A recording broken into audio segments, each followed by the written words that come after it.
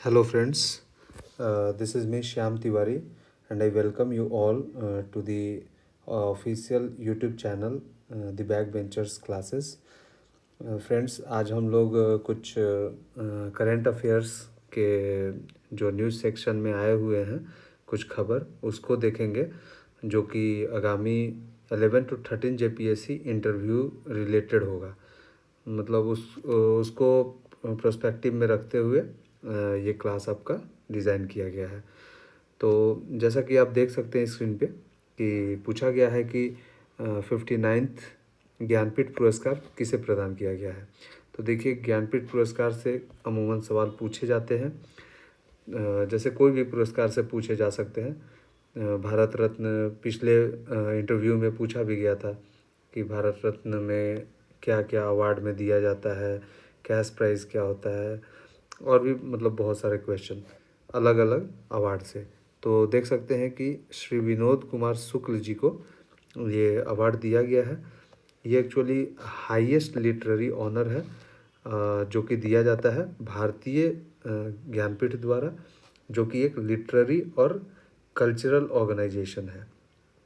ठीक है, इसमें क्या है कि उसी व्यक्ति को दिया जाता है जो हमारे 8वीं अनुसूची 8th schedule of our constitution में जो 22 लैंग्वेज मेंशन है उसमें से कोई भी एक भाषा में जिन्होंने अपना काम किया हुआ है लिटरेचर के फील्ड में, तो उसको ये ज्ञानपीठ पुरस्कार दिया जाता है। फिर इसकी इस्टेब्लिशमेंट अगर हम बात करें तो इस्टेब्लिशमेंट ईयर तो 1961 हुआ था, लेकिन ज्ञानपीठ पुरस्कार जो शुरू हुआ दिया जाना वो 1965 से शुरू किया गया। और पहले थे हमारे जीएस कुरूप, जी शंकर कुरूप साहब। तो देख सकते हैं यही सब है आपका छत्तीसगढ़ से विनोद कुमार शुक्ल जी का मतलब संबंध है।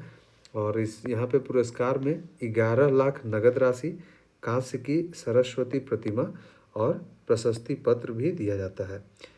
और उनके कुछ कार्य अगर हम देखें तो दीवार में एक लड़की रहती है, फिर नौकर की कमीज, और फिर सब कुछ होना बचा हो रहेगा, सब कुछ होना बचा रहेगा।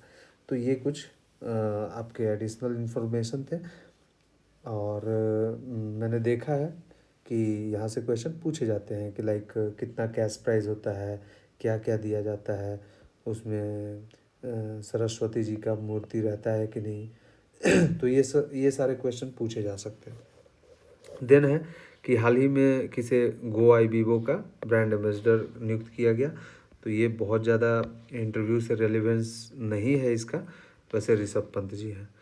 नेक्स्ट अगर क्वेश्चन की बात करें तो भारत का पहला PPP green waste processing plant कहाँ पे स्थापित किया गया है। Public private partnership green waste processing plant जो है इंदौर में किया गया है, एमपी के इंदौर में।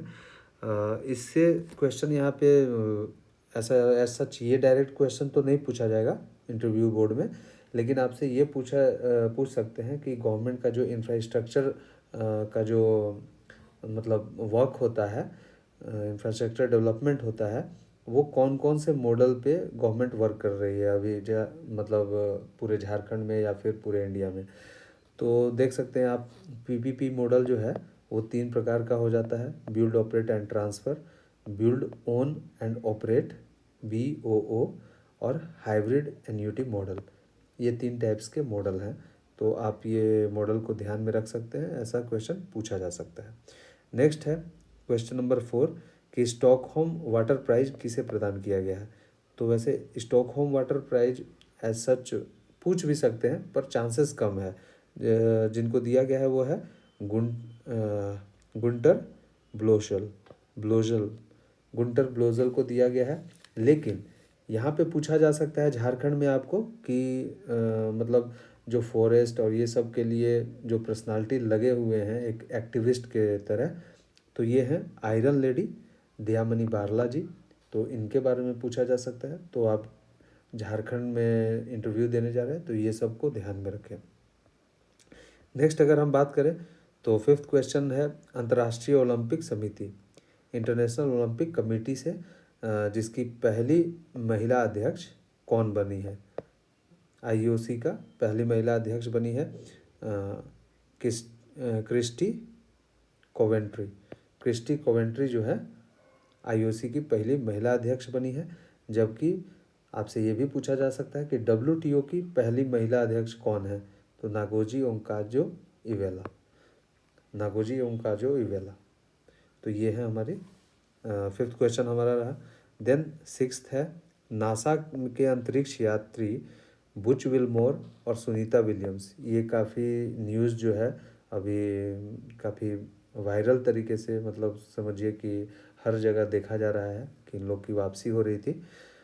तो यहाँ पे पूछा जा रहा है कि किस स्पेसक्राफ्ट के माध्यम से आईएसएस से पृथ्वी पर वापस लौटे, तो ये है फ्रीडम, जिसको आमतौर पे ड्रैगन क्रू भी बोला जा रहा है, ड्रैगन क्रू।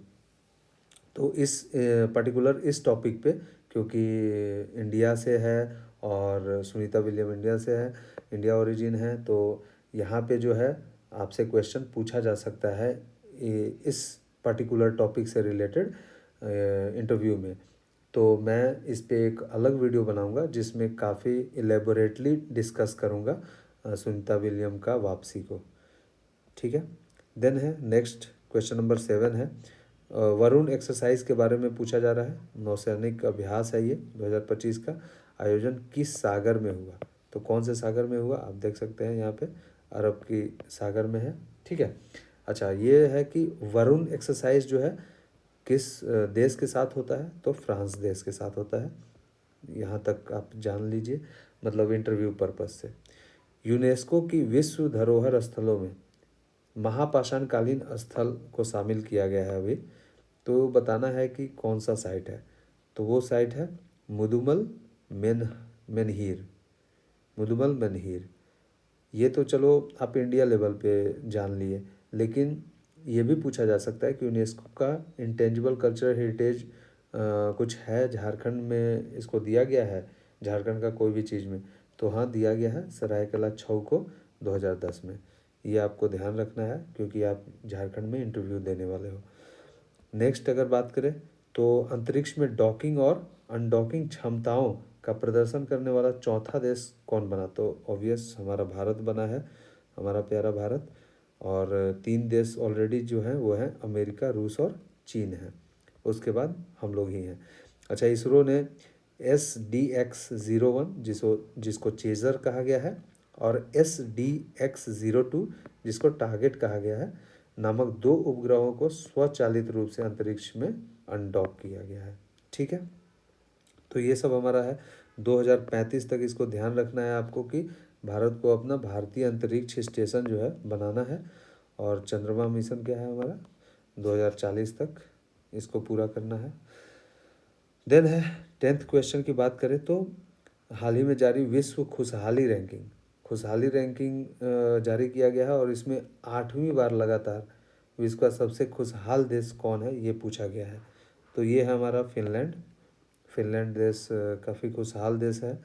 अच्छा, इस रिपोर्ट को कौन रिलीज़ करता है वो जान ले हम, तो ऑक्सफोर्ड विश्वविद्यालय के वेलबिंग रिसर्च सेंटर जो है वो है, गैलप है और संयुक्त राष्ट्र सतत विकास समाधान network that is United nation sustainable development solution network द्वारा ये जो है जारी किया जाता है।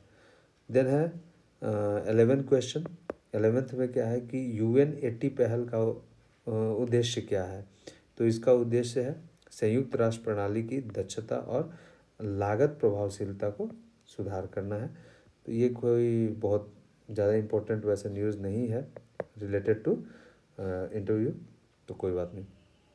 नेक्स्ट है 12th, जो कि है अंतर्राष्ट्रीय श्रम संगठन की 353rd गवर्निंग बोर्ड की जो बैठक थी वो भारत का प्रतिनिधित्व उसमें किसने किया, तो सुनीता दावरा जी हैं जिन्होंने भारत का प्रतिनिधित्व किया है इंटरनेशनल लेबर ऑर्गेनाइजेशन में, जो कि आपका जिनेवा स्विट्ज़रलैंड में आयोजित किया गया है। ठीक है, तो आज के लिए यहीं तक रहेगा दोस्तों, फिर हम लोग नेक्स्ट वीडियोज़ में अलग अलग टॉपिक के थ्रू इंटरव्यू को हम लोग समझेंगे, इंटरव्यू में किस तरीके से अप्रोच करें अपने आप को, ज़्यादा मार्क्स लाने के लिए, तो हम आगे के भी टॉपिक्स डिस्कस करेंगे। Thank you.